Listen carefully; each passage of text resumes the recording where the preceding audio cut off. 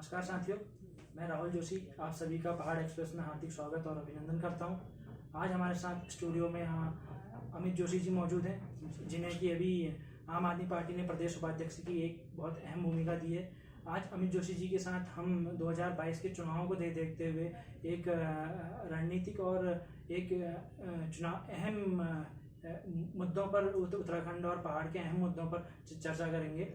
तो अमित जी, मैं सबसे पहले आपको हार्दिक बधाई दे देता हूं कि अभी अभी आम आदमी पार्टी ने आपको एक अहम जिम्मेदारी उत्तराखंड के अंदर सौंपी है प्रदेश उपाध्यक्ष की। आप उसके लिए बधाई के पात्र हैं। धन्यवाद राहुल जी, और पहाड़ एक्सप्रेस के सभी दर्शकों को मेरा हार्दिक अभिनंदन। तो अमित जी, जैसा कि आम आदमी पार्टी ने उत्तराखंड के अंदर आपको प्रदेश उपाध्यक्ष की काफ़ी अहम भूमिका यहाँ पर को दी है, तो आगे की आपकी रणनीतियाँ और किस तरीके से उत्तराखंड प्रदेश में और पहाड़ के लिए आपकी क्या योजनाएं रहेगी, ये कुछ बताइए। देखिए, सबसे पहले तो मैं अपने आम आदमी पार्टी के जो हमारा केंद्रीय नेतृत्व है, हमारे प्रदेश के प्रभारी जी, हमारे प्रदेश के अध्यक्ष जी और सभी कार्यकर्ता साथी और प्रदेश की जनता, उन सबका हृदय से अभिनंदन करता हूँ और साथ साथ इस बात का भरोसा दिलाता हूँ कि जो जिम्मेदारी मुझे मेरे संगठन द्वारा दी गई है, उत्तराखंड के नवनिर्माण की बात करूंगा। नवनिर्माण शब्द को मैं बाद में बताऊंगा आपको कि नवनिर्माण के लिए आम आदमी पार्टी के द्वारा जो मुझे जिम्मेदारी आहूत की गई है, उसको अपनी पूरी निष्ठा और पूरे समर्पण के साथ उसका पालन करूंगा। अब रही बात, आपने पूछा पहाड़ की योजनाएं और आपने पूछा कि आम आदमी पार्टी की क्या योजनाएं हैं। देखिए, आम आदमी पार्टी अगर मैं आपको बताऊं तो बेसिकली ये, अगर मैं कहूं कि ये कोई पॉलिटिकल पार्टी है ही नहीं, ये कुछ उन लोगों का एक समूह है जो कि समाज की बेहतरी के लिए राजनीति में आए हैं। भले ही उसमें हमारे जो पार्टी के संरक्षक हैं, अरविंद केजरीवाल जी हों या तमाम जो हमारे वरिष्ठ नेता हों, ये सब की अगर आप बैकग्राउंड देखेंगे तो they are not from political background. ये सब कोई IRS अफसर रहे, कोई NGO सेक्टर में किसी ने अच्छा काम किया, कोई बड़े पत्रकार रहे, कोई चार्टर्ड अकाउंटेंट्स रहे। जब इनको एक चीज़ महसूस हुई कि भाई ये नेताओं ने पूरे देश की हालत बर्बाद कर दी है, जो बिल्कुल एक तरीके से वो कन्वेंशनल नेता है, तो ये लोग राजनीति में आने को मजबूर हुए और उसके आने के बाद सकारात्मक परिणाम हमको देखने को मिले। आज आप दिल्ली में देख लीजिए, दिल्ली के अंदर जो शिक्षा व्यवस्था है, स्वास्थ्य है, इंफ्रास्ट्रक्चर है, बेसिक भ्रष्टाचार मुक्त जो शासन है, जो एक भयविहीन शासन है, वो कहीं ना कहीं पर इसी जो एक राजनीति में चेंज आया था, एक पैराडाइम शिफ्ट आया था, जहां पर पढ़े लिखे कुछ अच्छे लोगों ने, सुलझे हुए लोगों ने राजनीति की कमान संभाली थी, तो उसके बाद आया।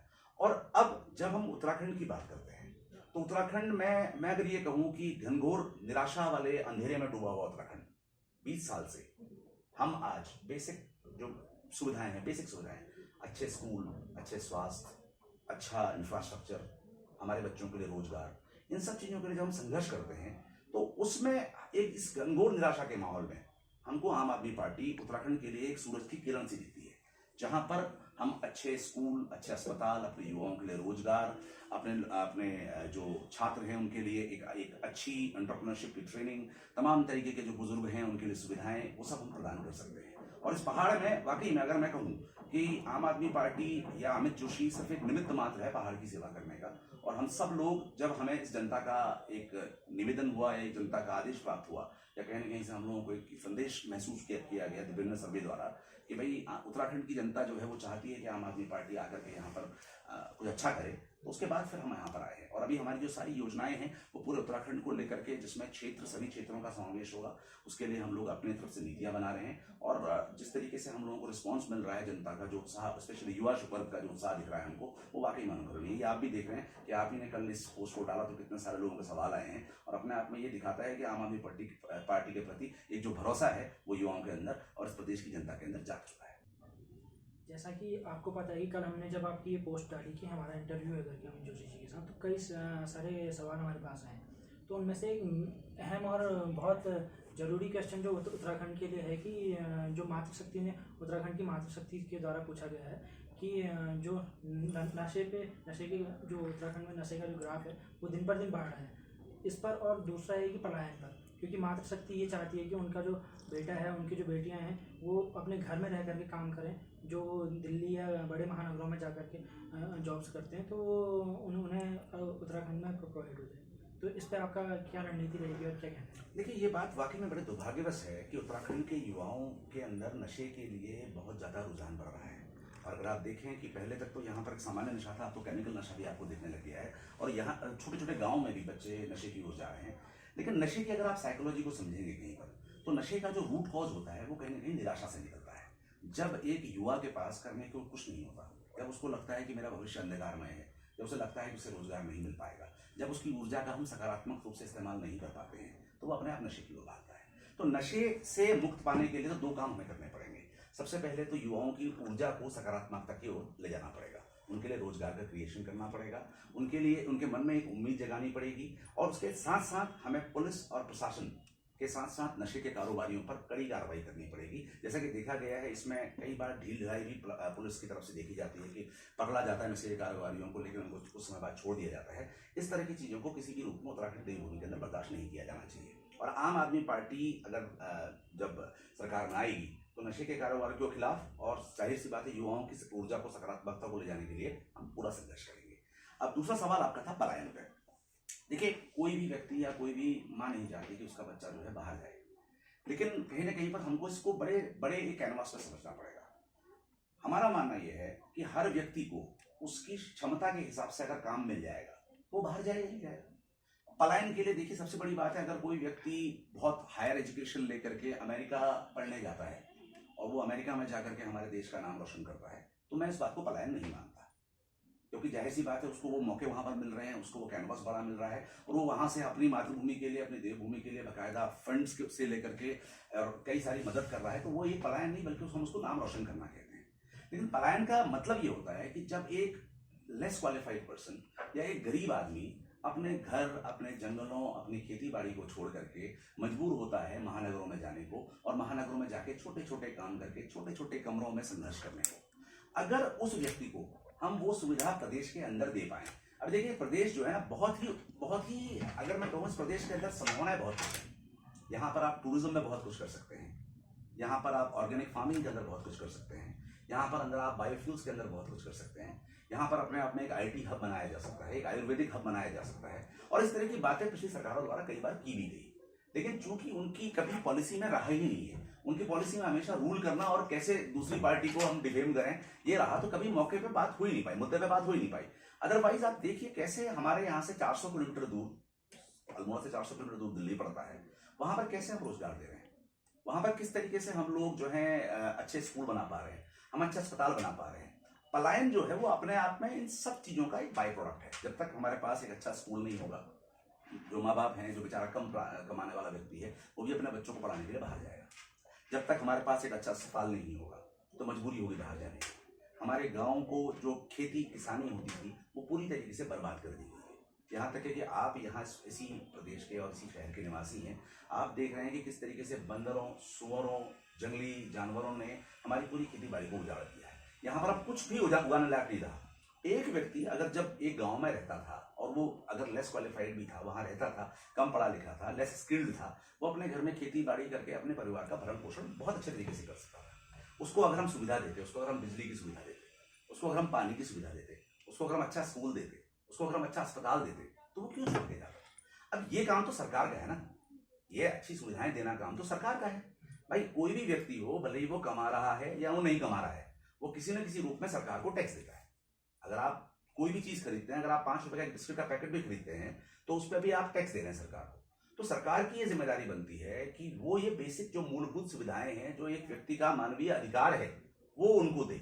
अब अगर सरकार ही उनको नहीं दे पा रही है तो पलायन के लिए मजबूरी में जाना पड़ेगा व्यक्ति को। दूसरी चीज, इंडस्ट्री लगा करके हम लोग यहाँ पर अच्छा कर सकते हैं बहुत सारे फील्ड्स में। इन बेसिक चीजों को हम सुविधाओं को देते तो कोई पलायन के लिए, कौन चाहेगा वो बच्चा पलायन के लिए जाए। तो मैं इस बात को आपको पूरे विश्वास के साथ कहता हूं कि आम आदमी पार्टी, जैसे कि मैंने बताया कि हमारे पास विभिन्न क्षेत्रों के एक्सपर्ट्स हैं, हम लोग पॉलिटिशियंस नहीं, हम लोग प्रोफेशनल्स हैं कई सारे लोग। तो इन सबके साथ बैठ के रायशुमारी करके इस पर सारी चीजें करके उत्तराखंड को एक पलायन मुक्त प्रदेश और नशा मुक्त प्रदेश बनाने का हमारा संकल्प है। जैसा कि अभी आपने बेरोजगारी की बात करी, तो कल जब मैंने ये पोस्ट डाला था कि हम अमित जी से का इंटरव्यू लेने आ रहे हैं, तो एक स्टूडेंट हैं यहाँ अल्मोड़ा कॉलेज की, रक्षिता बोरा। तो इनका एक क्वेश्चन है कि आखिर बेरोजगारी के लिए अगर आम आदमी पार्टी सत्ता में आती है तो क्या करेगी, उनके पास क्या प्लान है। और उनका ये भी कहना है कि जो अभी की गवर्नमेंट है, जो पहले गवर्नमेंट्स बोलती आई हैं कि स्वरोजगार करो, एग्रीकल्चर लैंड है उत्तराखंड में, एग्रीकल्चर करो, मुर्गी पालन करो, मधुमक्खी पालन करो, और भी कई सारी अलग अलग स्कीम्स हैं। तो उनका कहना है कि अगर सपोज मैं इंजीनियरिंग की स्टूडेंट हूँ तो क्या मैं भी यही काम करूँगी या मुझे अपने अकॉर्डिंग अच्छा काम यहाँ उत्तराखंड में ही प्रोवाइड हो सकता है। देखिए बिल्कुल हो सकता है। और रक्षिता से मैं एक बात को ये कहना चाहूँगा कि मैंने पहले भी इस बात को कहा कि पलायन को अगर हमें रोकना है तो व्यक्ति को उसकी क्षमता के हिसाब से काम मिले।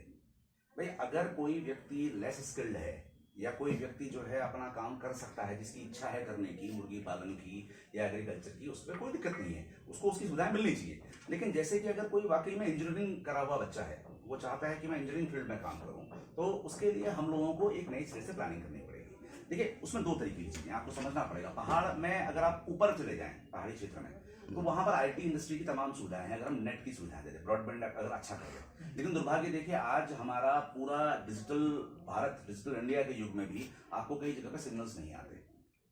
तो अगर नेट पे काम करा जाए, और मेरे कई सारे दोस्त हैं जो कि अमेरिका में सॉफ्टवेयर इंडस्ट्री चला रहे हैं, उनका कहना ये है कि भाई हम तो चाहेंगे कि हमारा ऑफिस जो है सेटअप का साथ में हो, ताकि हमको वहां पर सीरीन लोकेशन में बैठ के आराम से सुकून के साथ काम करने का मौका मिले। बस जरूरत हमें है कि ब्रॉडबैंड की हमें अच्छी कनेक्टिविटी मिल जाए, क्योंकि वो तो आप कर सकते हैं। इसको अगर इस पर ध्यान दिया जाए तो ये बहुत आसानी से हो जाएगा।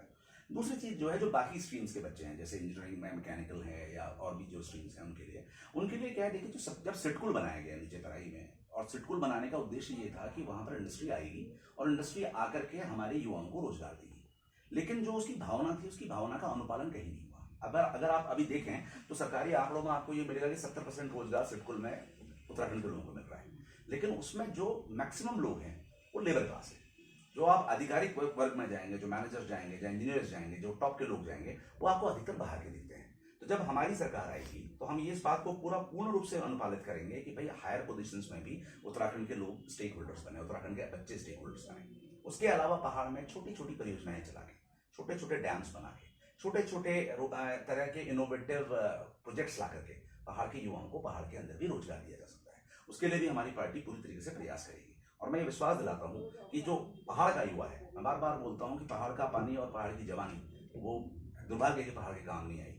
एक बात की मैं आपको गारंटी देता हूँ कि आम आदमी पार्टी की सरकार बनते ही पहाड़ के पानी का भी हक पहाड़ के लोगों को मिलेगा, जो आज नहीं मिल रहा है आपको बिजली पानी के बिलों के रूप में, और पहाड़ की जवानी भी पहाड़ के काम आएगी।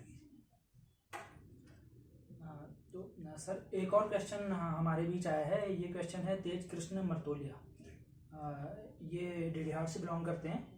इन्होंने लिखा है कि डेवलपमेंट के एजेंडे में आम आदमी पार्टी उत्तराखंड की संस्कृति और जो ये सारी चीज़ें हैं, इनको किस तरह से सजोए रखने का कार्य करेगी, क्योंकि डेवलपमेंट का कहना है कि बहुत ज़्यादा ज़रूरी है, पर जो हमारी होली में जो घर घर जा कर के जिस तरीके से होली पहाड़ों में मनाई जाती है, उसके अलावा जो हमारे पत्थरों के घर होते हैं, आज वो घरों लुप्त होकर के टाइल्स के घर बन रहे हैं।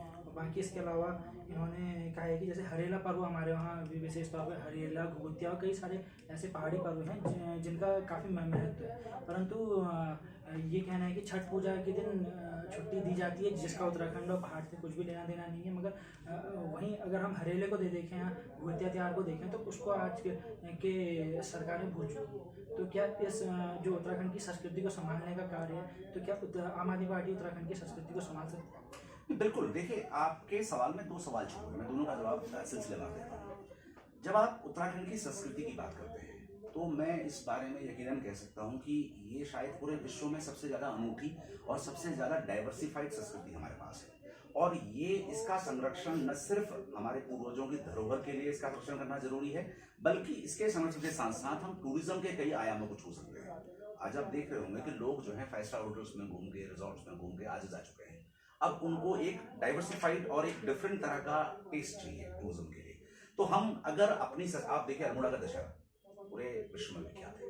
अल्मोड़ा की हुक्का क्लब की रामलीला को बीबीसी तक कवर करने आता है ना। हमारे वहाँ के नंदा देवी का उत्सव है, हमारे वहाँ के बग्वाल है, हमारे वहाँ के तमाम जो नंदा राजजात यात्रा है, वो एक ऐसे आयोजन है जो कि पूरे विश्व में फेमस है। अगर हम उनको सही तरीके से संरक्षित करें और उनको सही तरीके से मार्केट करें तो उससे न सिर्फ हमारे लोगों को रोजगार मिलेगा, बल्कि हमारी जो हित है उनका संरक्षण भी होगा, हमारी जो संस्कृति का संरक्षण भी होगा। और दूसरी बात, आम आदमी पार्टी की जहां तक अगर मैं बात करूं कि जब आम आदमी पार्टी दिल्ली में, देखिए हमारी सरकार दिल्ली में है, हमारी उत्तराखंड में सरकार नहीं है। दिल्ली में जब हम मकर संक्रांति जैसे त्योहार को राजकीय त्योहार का दर्जा दे सकते हैं कि दिल्ली में रहने वाले उत्तराखंडी जो भाई बहन हैं उनकी भावनाओं का सम्मान करते हुए, तो जाहिर सी बात है कि हम अगर सरकार में आएंगे तो हम यहाँ के सारे लोक पर्वों को वही सम्मान देंगे जो कि किसी भी और लोक पर्व को मिलता है। उसके साथ साथ पूरे पहाड़ के जो मेले हैं, छोटे छोटे जो हमारे आयोजन हैं या जो छोटे हमारी प्रथाएं हैं, उन सबको पूर्ण संरक्षण मिलेगा। इसके लिए आप बिल्कुल भी इस चीज़ को मान सकते हैं कि आम आदमी पार्टी इसके लिए प्रतिबद्ध रहेगी। अब अगला भी क्वेश्चन आपके सामने है, ये भेजा है डॉक्टर पुनीत चंद्र वर्मा जी, शायद पिथौरागढ़ से भेजा हुआ है। तो इन्होंने लिखा है कि क्या 2022 के चुनाव में का जो आम आदमी पार्टी के उत्तराखंड का मैनिफेस्टो होगा, तो इसमें कंप्यूटर ग्रेजुएट्स की एक प्रमुख मांग है कि उन्हें ये जो कंप्यूटर स्कूल्स में कंप्यूटर के जो शिक्षा है पाठ्यक्रम है उसको नियमित करा जाए, और उसके अलावा टीजीटी और पीजीटी में कंप्यूटर अध्यापकों की नियुक्ति की जाए।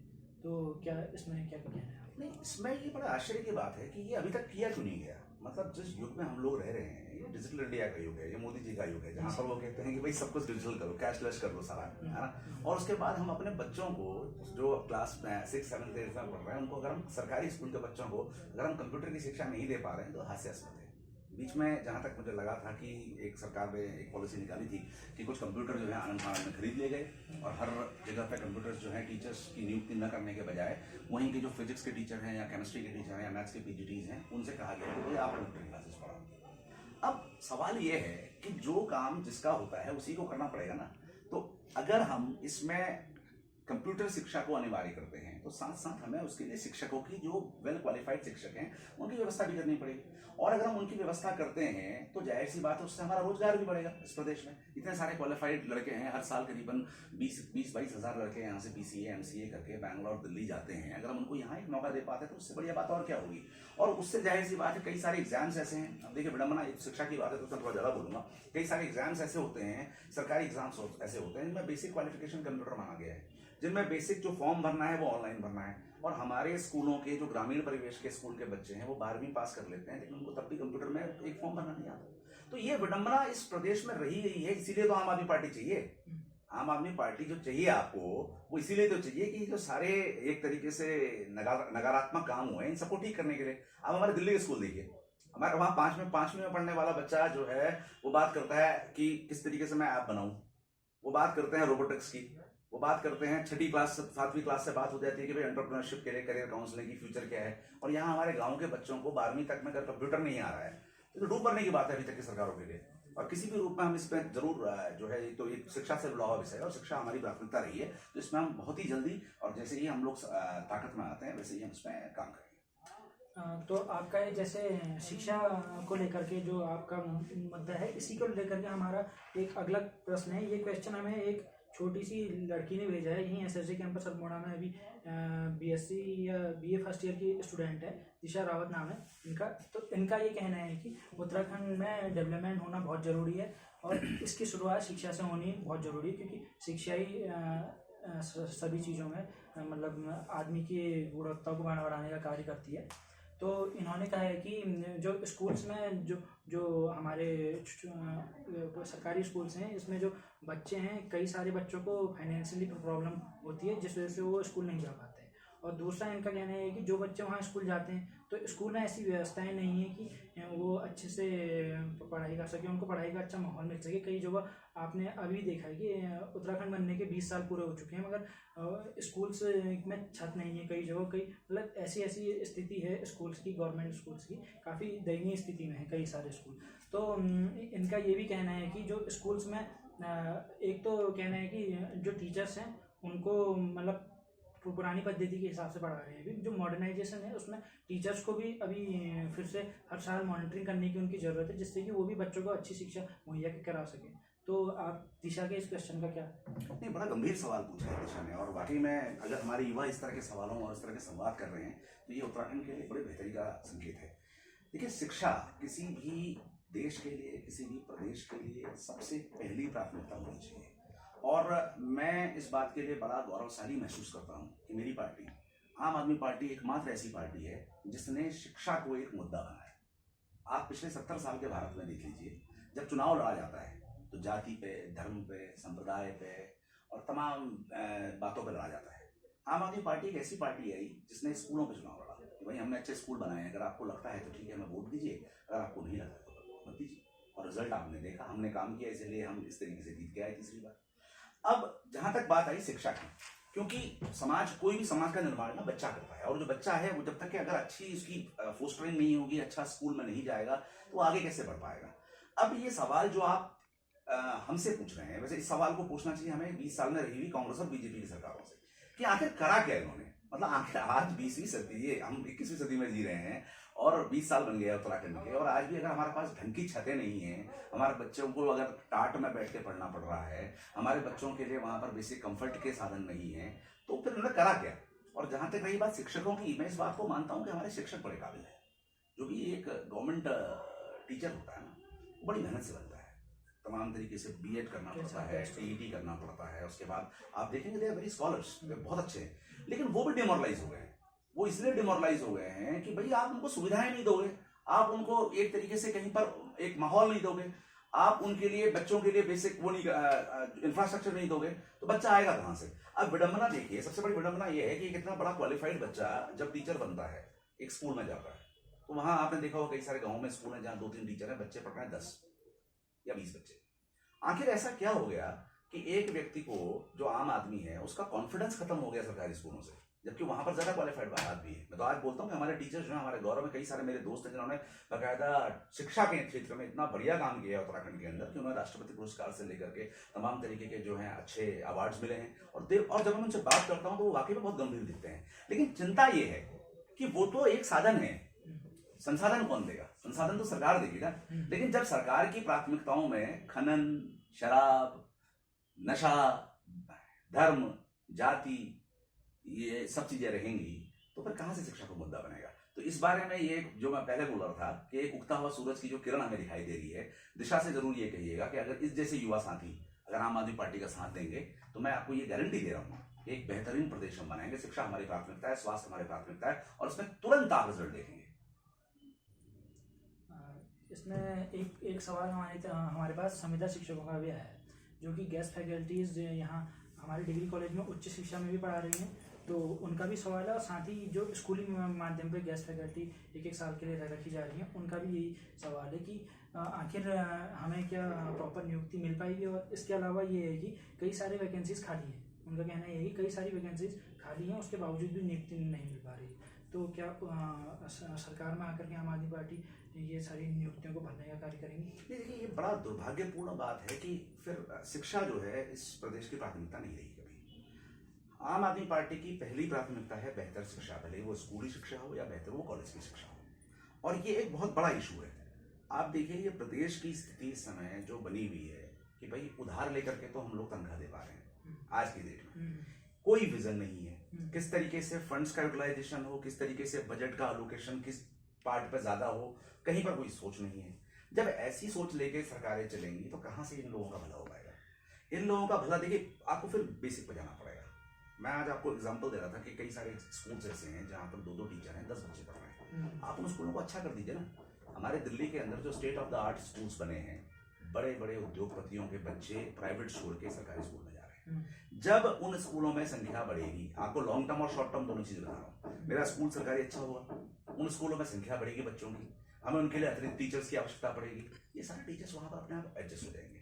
दूसरी चीज, जो वैकेंसीज खाली हैं, अगर शिक्षा को सरकार ने एक बजट जो है जो दिया गया है, जो परसेंटेज उसको बढ़ा के कर दिया गया, तो जाहिर सी बात है शिक्षा के लिए हमारा बजट ज्यादा रहेगा, तो उन जो खाली नियुक्ति है उन नियुक्तियों को भरा जा सकेगा। लेकिन दुर्भाग्य यह है कि इनके पास कोई विजन ही नहीं है, कोई पॉलिसी नहीं है। तो मैं इस बारे में ये कह सकता हूं कि आम आदमी पार्टी की सरकार अगर आएगी तो शिक्षा, जैसे कि मैं पहले बोल चुका हूं, पहली प्राथमिकता होगी। और उसके साथ साथ जो तमाम काबिल लोग हैं, जो काबिल युवा हैं, जो शिक्षक बनने की तमन्ना अपने मन में रख करके संघर्ष कर रहे हैं, बीएड कराए, टीएलटी कराए, गेस्ट टीचर के रूप में नियुक्त काम कर रहे हैं, कहीं पर तनख्वाह 3 महीने के लिए ब्रेक हो जाती है, उन सबकी समस्याओं का समाधान का सिलसिला शुरू हो जाएगा। और वो जितनी जल्दी पॉसिबल होगा उतनी जल्दी हम उसको करेंगे। हमारी प्राथमिकता में रहेगा शिक्षा और शिक्षक दोनों। इसके अलावा एक और सवाल है, ये सवाल अल्मोड़ा एसएसजी कैंपस से अभी छात्र हैं आशीष पंत, उनके द्वारा पूछा गया है कि आम आदमी पार्टी जो है 2016 या जो पहले के जो चुनाव यहाँ उत्तराखंड में लड़ी है, वो इतने एग्रेसिवली नहीं लड़ी है, जैसा कि अभी देखने को मिल रहा है कि आम आदमी पार्टी 2022 से पहले काफ़ी एग्रेसिव मोड में अभी आ चुकी है। तो जो 2000 उनका कहना ये है कि पहले भी आम आदमी पार्टी जो दिल्ली में है, अभी भी सरकार है, तो पहले 67 सीटों पे थी, अभी 63 सीटों पे है। तो कहते हैं कि पहले भी काफ़ी सारी सीट्स थी, और जो आम आदमी पार्टी का काम है, ये काम उन्होंने वहाँ पहले भी किया था। तो पहले आखिर इतने एग्रेसिव मोड में क्यों नहीं आए चुनाव लड़ने, जो कि 2022 से पहले ही इतने एग्रेसिव मोड में आ रहे हैं? आखिर क्या कारण रहे? देखिए, हम कोई नहीं होते। मैं तो कहता हूँ आम आदमी पार्टी या हम लोग कोई होते ही नहीं है कि हम चुनाव लड़ें या एग्रेसिव मोड में आए।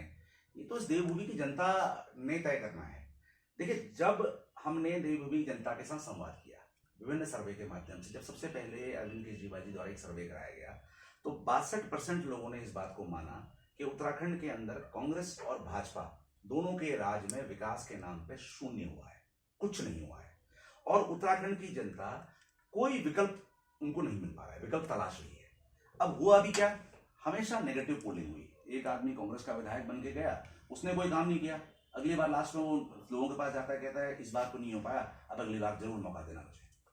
ठीक है, जनता ने सोचा कि चलो इस बार इसने गलत काम किया तो बीजेपी को दे दिया, अगली बार बीजेपी वाले ने और गलत कर दिया काम, कोई डेवलपमेंट नहीं करा। तो कांग्रेस का विधायक अपने बाप में खुश हो गया, मन में लड्डू फूट गया कि भैया इस बार तो बीजेपी का काम ठीक नहीं हो रहा है, इसका पता मुझे ही मिलेगा।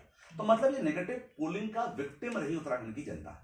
और ये उत्तराखंड की जनता कई वर्षों से, विगत 20 वर्षों से एक मजबूत विकल्प को तलाश रही थी, जो कि आए और उनकी बात सुने, उनके हिसाब से नीतियां बनाए, उनके हिसाब से काम करे। तो जब जनता ने हमको ये संदेश दिया, जब हमने जनता से विभिन्न माध्यमों से बात करी, संवाद किया, सर्विस के माध्यम से, लोगों के माध्यम से, बुद्धिजीवियों के साथ संवाद किया, उत्तराखंड के आम जनमानस के साथ संवाद किया, जब उन्होंने हमको ये भरोसा दिलाया कि भाई आप जो है, आपके काम हमने दिल्ली में देख लिए हैं, दिल्ली में तमाम उत्तराखंडी रहते हैं, उनके रिश्तेदार, नाते रिश्तेदार सब यहाँ अल्मोड़ा, पिथौरागढ़, बागेश्वर, हल्द्वानी, चमोली, थराली सब जगह रहते हैं। जब उन्होंने ये देखा कि भाई आपने दिल्ली का तो स्कूल अच्छा बना दिया, अब हमारा भी हो सकता है। आपने देखा कि दिल्ली का अस्पताल अच्छा हो गया, अब हमारा भी हो सकता है। उन्होंने देखा कि यार दिल्ली में बिजली और पानी में एक सीमा तक बिल्कुल छूट मिल गई, बिल्कुल फ्री हो गए। अब उत्तराखंड हमारा बिजली और पानी बनाने वाला सबसे बड़ा प्रदेश है, देखा जाए तो यहीं से निकलती है गंगा जमुना सारी, जहां से बिजली पानी बनती है, वो वहां पर हमारे बिजली के बिल बढ़ते हुए आते हैं, हमारे पानी के बिल बढ़ते हुए आते हैं, हम दिल्ली में सुविधा दे पा रहे हैं। उन्होंने देखा, तो भाई किसको नहीं चाहिए अपने बच्चे और अपने भविष्य के लिए बेहतरी, किसको नहीं चाहिए। तो जब जनता के द्वारा ये एक माहौल जो आम आदमी पार्टी के प्रति बनाया गया कि आप आइए और आप हमें विकल्प दीजिए, तो हम बिल्कुल विनम्र भाव से हाथ जोड़ के जनता की सेवा करने आज उत्तराखंड के अंदर मौजूद है। और उसको आप एग्रेसिव कह लें, कुछ कह लें, वो तो जनता, और वो तो और आगे बढ़ेगा। अभी जनता का उत्साह, जितना भरोसा जनता का हमारे ऊपर बढ़ेगा, उतना ही आपको वो और एग्रेसिव लगेगा। ये जो भी आपने कहा, एक चीज बोली कि बिजली को लेके, तो इसको लेके भी कई लोगों के क्वेश्चन आए हैं कि मतलब पहाड़ का पानी ही नीचे की तरफ जाता है, या उत्तराखंड, यूपी, दिल्ली और कई सारे राज्यों के प्यास बुझा रहा है, साथ में यहाँ की जो बिजली उत्पादन की क्षमता है वो ज़्यादा है, तो उत्तराखंड से बिजली अन्य राज्यों को जा रही है। जब उत्तराखंड से बिजली अन्य राज्यों को जा रही है, तो दिल्ली में अगर बिजली फ्री हो सकती है, तो आखिर उत्तराखंड में क्यों नहीं हो सकती? मैं बार बार बोलता हूँ, विजनलेस गवर्नमेंट रही है यहाँ पे, ये पूरी दृष्टि इनकी विहीन रही है।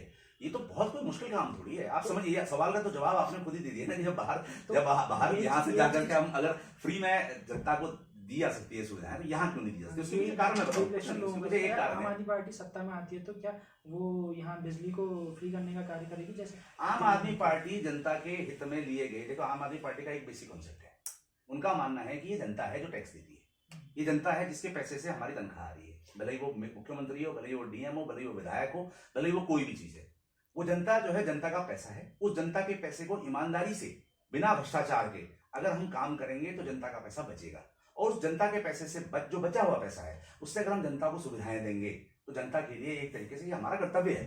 भाई आप देखो, जो पुल पहले 2-2 हजार करोड़ में फ्लाईओवर बनते थे, आम आदमी पार्टी ने उसको 600 करोड़ में बनाया। वो पैसा बचा कहाँ गया? वो पैसा वो जनता के पास वापस आया, वो फ्री बिजली के रूप में आया, फ्री पानी के रूप में आया, कहीं पर रोड के रूप में आया, कहीं पर अच्छा अस्पताल के रूप में आया। भाई भ्रष्टाचार बंद हो गया। 30,000 करोड़ का बजट जो 60,000 करोड़ पहुंच गया दिल्ली का। कैसे? क्योंकि जब भ्रष्टाचार बंद होगा, जब टैक्स की उगाही तरीके से की जाएगी, जब लोग जागरूक होंगे, जब बिल्कुल एक विजिलेंट गवर्नमेंट रहेगी। भाई ऐसा थोड़ी कि वहां पर खनन कर लो और आप अपनी आंखें बंद कर लो, मैं अपने आप जिसको कमाना है कमा लो, मैं अपनी आंखें बंद कर लूंगा वाली सरकार थोड़ी है।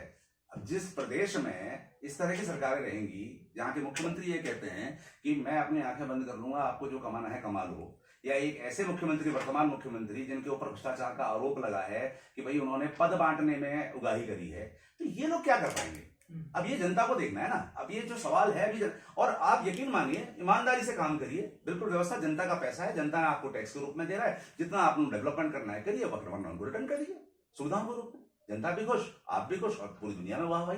और आज ये मॉडल जो है, जिस दिल्ली मॉडल की हम बात करते हैं, ये पूरे विश्व में इसकी तारीफ हो रही है। और उसमें कुछ चमत्कार नहीं है, सिर्फ एक चमत्कार है बस, ईमानदारी। अब ईमानदारी और विजन, दुर्भाग्य ये है कि इस प्रदेश में ना तो ईमानदारी दिखती है नेताओं में, ना विजन दिखता है। अब ना ईमानदारी होगी ना विजन होगा तो कहां से होगा। और इसीलिए इस प्रदेश के लिए आम आदमी पार्टी जरूरी है।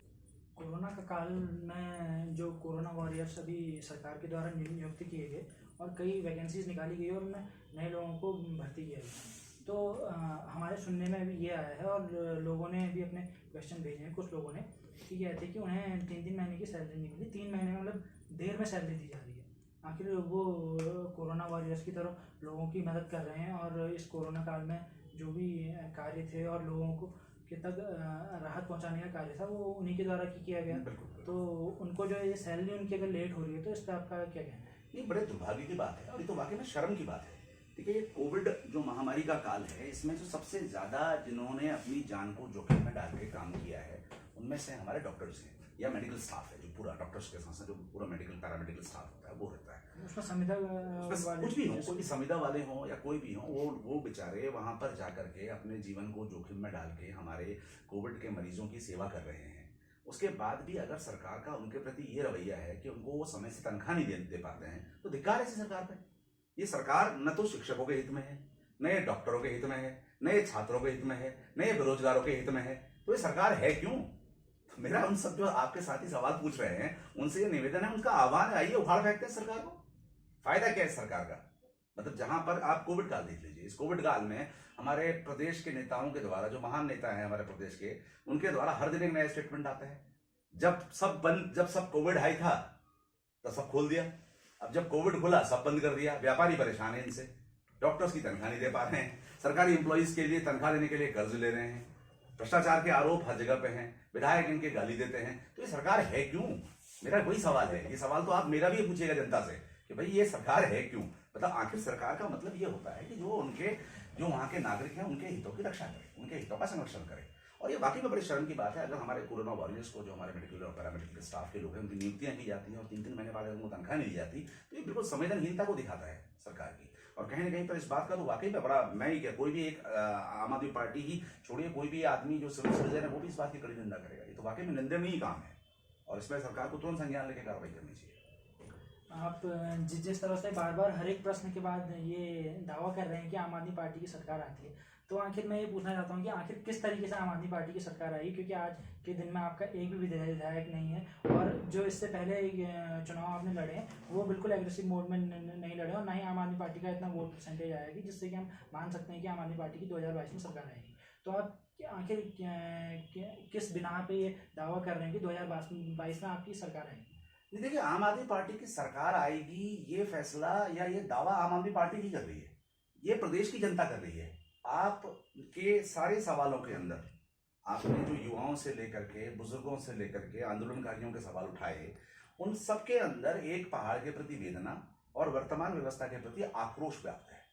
और ये आक्रोश जो है वो आम आदमी पार्टी को जनादेश देगा। और आम आदमी पार्टी को क्यों देगा? क्योंकि आम आदमी पार्टी एक ऐसी पार्टी है जिसने करके दिखाया है, जिसने काम करके वोट मांगे हैं। जब आम आदमी पार्टी की, जो आपका सवाल था ना, आपका कोई विधायक नहीं है, 3 टर्म पहले दिल्ली में कितने विधायक थे हमारे? दिल्ली में तो शीला दीक्षित का राज था और उनका बाकायदा मैंने स्टेटमेंट भी देखा था कि अरविंद केजरीवाल को इतने वोट भी नहीं पड़ेंगे। लेकिन जाहिर सी बात है कि पहले टर्म में जो है अरविंद केजरीवाल जी मुख्यमंत्री बन के आए। दूसरी बार क्या हुआ? सरकार गिर गई, अपना 67 सीटें लेकर के आए। चलो तब भी लोगों ने, हो सकता है कई लोग जो हमारे क्रिटिक थे, जो हमारे आलोचक थे, उन्होंने कहा कि यार ये संवेदना हो सकता है, ये सिंपैथी हो कि सरकार गिर गई। नहीं भाई, इस बार तो 67 सीटें थी और उसके बाद पूरे 5 साल काम करा। देश के प्रधानमंत्री, गृह मंत्री, तमाम बीजेपी के सांसद पूरी ताकत झोंक दी कि भैया इनको रोको किसी भी हालत में। हमने जनता से एक ही बात कही कि भाई अगर आपको लगता है कि हमने अच्छा काम किया है, आपने वोट दीजिए। और आपने खुद रिजल्ट आपके सामने है कि फिर 62 सीटें लेकर के हम आए। तो ये जो चुनाव होने वाला है 2022 का, ये चुनाव, इसकी दशा और दिशा कोई पॉलिटिकल पार्टी तय नहीं करेगी। इसकी दशा और दिशा उत्तराखंड की जनता तय करेगी, उत्तराखंड का युवा तय करेगा, उसको अपना भविष्य तय करना है। हमें ये भविष्य तय करना है कि भाई मेरे बच्चों के लिए मुझे अच्छा स्कूल चाहिए या नहीं चाहिए, मेरे बच्चों के लिए या मेरे घर में जो बुजुर्ग हैं उनके लिए एक अच्छा अस्पताल चाहिए नहीं चाहिए, ये जो हमारे छोटे भाई बहन जो नशे की गिरफ्त में इस समय चंगुल में फंसे हैं, इनके लिए हमको रोजगार चाहिए नहीं चाहिए। और साथ में रिपोर्ट कार्ड देखना है। आप देखिए ना कांग्रेस का रिपोर्ट कार्ड, आप देखिए बीजेपी का रिपोर्ट कार्ड, और आपके सामने हमारा सैंपल है दिल्ली का, वो देख लीजिए किस तरीके से पहले दिन मैं आपको एक चीज बताता हूं कि किस तरीके से एक रोजगार बैंक बना करके कंपनीज को और बाकायदा जो वहां के बेरोजगार लोगों को है उनको एक फ्री कंसल्टेंसी यूनिट के माध्यम से जोड़ दिया गया। भाई कोविड के टाइम में भी कहीं ना कहीं पर उनको एम्प्लॉयमेंट मिले। सोच, ये है सोच का। अब ये जनता को तय करना है, और मुझे पूरा यकीन है कि ये देवभूमि की जनता है, ये देवतुल्य जनता है, और ये देवतुल्य जनता जो है अब अपने सवाल पूछने लगी है। ये सवाल आपके माध्यम से भी आ रहे हैं, अदरवाइज तो सब लोग यही कहते हैं कि सब कुछ अच्छा है। और आप आज किसी गांव में बैठ जाइए, किसी भी नुक्कड़ पे बैठ जाइए, आप किसी भी दल के कार्यकर्ता से बात कर लीजिए, भले वो अपने सामने आके बात नहीं करेंगे, लेकिन वो मन भी मन इस बात को स्वीकार करते हैं कि भाई आम आदमी पार्टी एक बड़ी ताकत के रूप में उत्तराखंड के अंदर आ चुकी है। जनता का उनको बहुत आशीर्वाद मिल रहा है, उनके कामों को देख करके जनता उनके साथ जुड़ने का प्रयास कर रही है, और उसके साथ साथ हम लोग संगठनात्मक तरीके से अपने आप को इतना मजबूत कर रहे हैं धीरे धीरे कि आपको इसके नतीजे बहुत कम समय में दिखाई देंगे। और जाहिर सी बात है 2022 के अंदर आम आदमी पार्टी पूरी विनम्रता के साथ जनता के सामने अपने जो किए गए काम है उनके साथ उनका एक पूरा रिपोर्ट कार्ड लेकर के जो दिल्ली में हमने कराया रहेगी। जनता को चुनना है, बाकी उनको अपने भविष्य के लिए चुनना है कि भाई उनको यही पार्टियां चाहिए जो खनन, शराब, ये अपना तमाम तरीके के उत्तराखंड को गाली देने वाले विधायकों को लेकर के, या जो अपने आंदोलनकारियों की, अपने डॉक्टरों को तनख्वाह नहीं देने वाले लोग, अपने टीचरों को तनख्वाह नहीं देने वाले लोग, वो लोग चाहिए, या ऐसे लोग चाहिए जो state of the art schools बनाते हैं, अच्छे अस्पताल बनाते हैं, बिजली पानी की सुविधाएं देते हैं, और तमाम तरीके विकास के कार्य करते हैं, रोजगार के लिए लोगों को प्रेरित करते हैं। ऐसे लोग चाहिए, जनता को तय करना है। और हमारा भरोसा है कि जनता जो है वो देवतुल्य जनता यहाँ की जरूर इस बार एक विजडमफुल और थॉटफुल फैसला लेगी। तो अमित जी, जैसा कि आपका कहना है कि जनता ही प्रदेश की मालिक है और वही आपको सत्ता तक पहुंचाने का मार्ग दिखाएगी, तो ये फैसला हम जनता पे छोड़ते हुए अभी फिलहाल आपसे विदा लेते हैं। धन्यवाद आप सभी का।